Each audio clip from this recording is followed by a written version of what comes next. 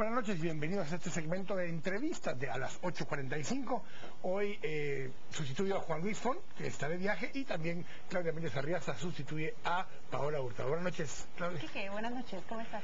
Hoy en el primer segmento vamos a compartir un poco acerca de la malograda Secretaría de Transparencia y la resolución que tuvo la Corte de Constitucionalidad con respecto a esto. Así que para hablar de ese tema tenemos a Marvin Flores de Acción Ciudadana. Buenas noches, Marvin. Buenas noches. Y tenemos a Alejandro Balcells, quien es presidente de SEDECON. Buenas noches, Alejandro. Buenas noches, sí. Y para empezar, Claudia, con la primera pregunta. Fuera de cámaras, Marvin dijo esta frase: cada gobierno trae su propio invento. En realidad necesitamos una secretaría, un comisionado, burocracia para vigilar por la transparencia de los gobiernos.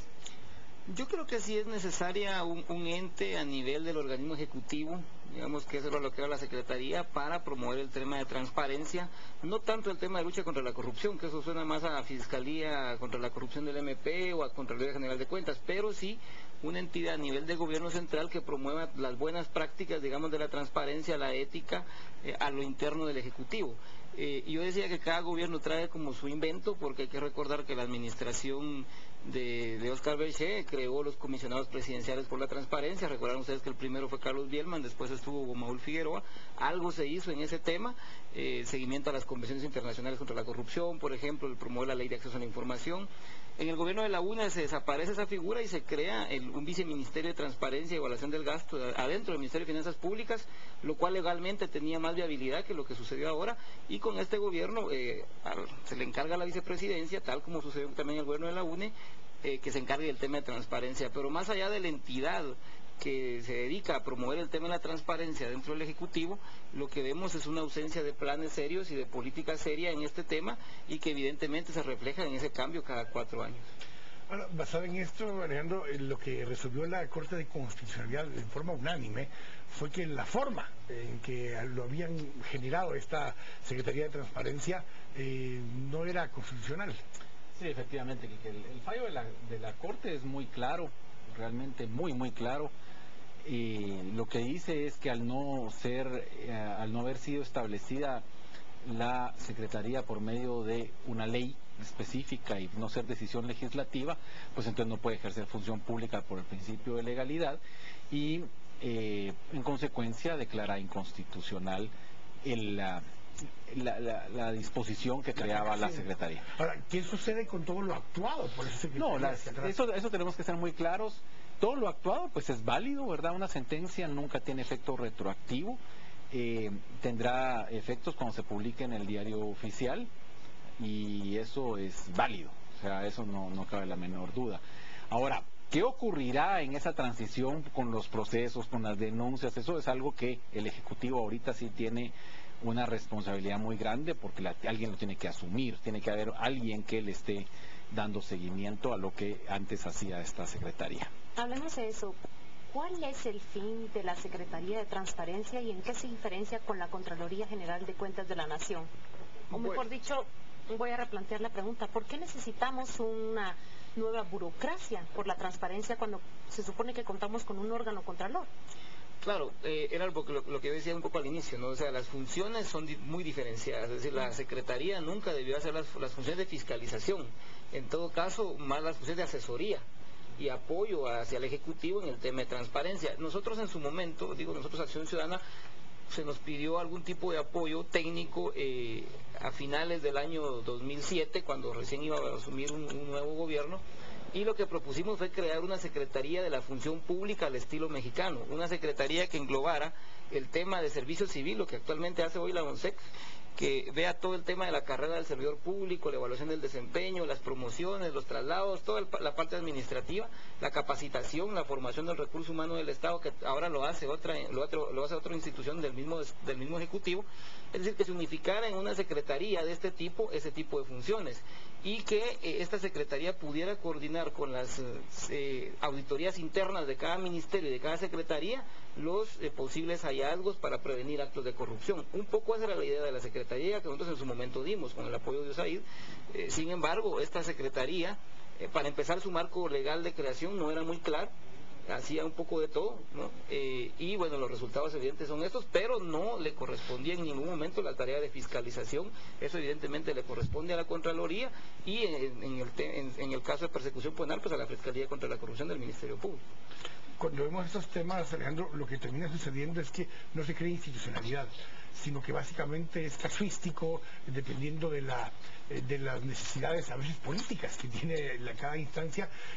La función real que estaba haciendo esta Secretaría era más como de persecución, en algunos casos hasta de gente que tenía diferencias políticas dentro del mismo partido con la vicepresidenta. Sí, ese es uno de los grandes problemas. Yo coincido aquí con Marvin completamente. La ausencia de una política de Estado en el tema de corrupción y de transparencia es notoria, y precisamente por eso es que es paradójico que salga una ley anticorrupción solo que reforme artículos del Código Penal, porque eso asusta, y eso es lo que hemos dicho en el Centro para la Defensa de la Constitución.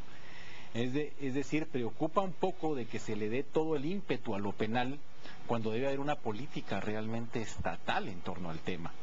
Y ahí es donde entonces esto se ve como que estamos desnaturalizando muchas de las cuestiones, porque si se quiere combatir realmente la corrupción, pues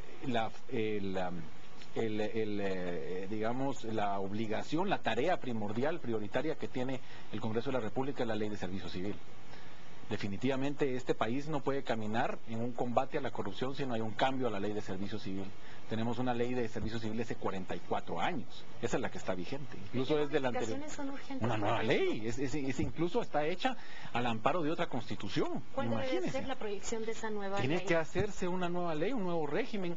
Lo que está pasando en el Estado es que un grueso de la contratación es por medio de sistemas que no están siendo estables. Entonces cada gobierno entra con un 70-80% de su nueva gente y está cambiando cada servidor público. Imagínense usted lo peligroso que es eso en salud, por ejemplo. Los procesos que tiene de capacitación un médico o personal auxiliar se ven truncados cada 4 años porque entran los del otro partido. Y esa es una regla que ha venido desde que se instauró la democracia. Y eso sí definitivamente no puede continuar así. Claro, y es lo que Marvin dice, va mucho más allá de un combate a la corrupción metálica, sino de crear procesos. Y el tema de la transparencia va de la mano con el acceso a la información y el acceso a los datos. Y eso también vemos que el Procurador de Derechos Humanos no ha sabido jugar el papel que tiene, porque existen burlas claras en el país con el acceso a la información y existe abuso también por parte de bancos privados que tienen datos y que sí los están comercializando y que están creando entonces actividades económicas al margen de la ley. Pero Marvin, cuando vemos todo esto, hay un paquete de 11 normas, supuestamente, que presentó el organismo ejecutivo al Congreso de la República, que eran en materia de transparencia y anticorrupción.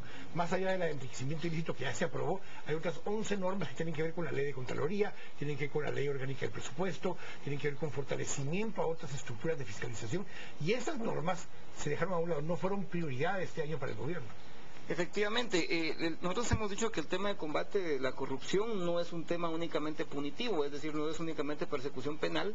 Hay sistemas preventivos, por ejemplo, está todo el sistema Guatecompras, sobre todo el sistema de inconformidades, que son los mecanismos de alerta temprana para prevenir y detectar actos de corrupción en el momento cuando se están cometiendo, y no un año después con una auditoría que hace la Contraloría General de Cuentas, que nosotros a manera de broma decimos que son autopsias, porque de nada sirve saber esto si ya no se puede remediar nada.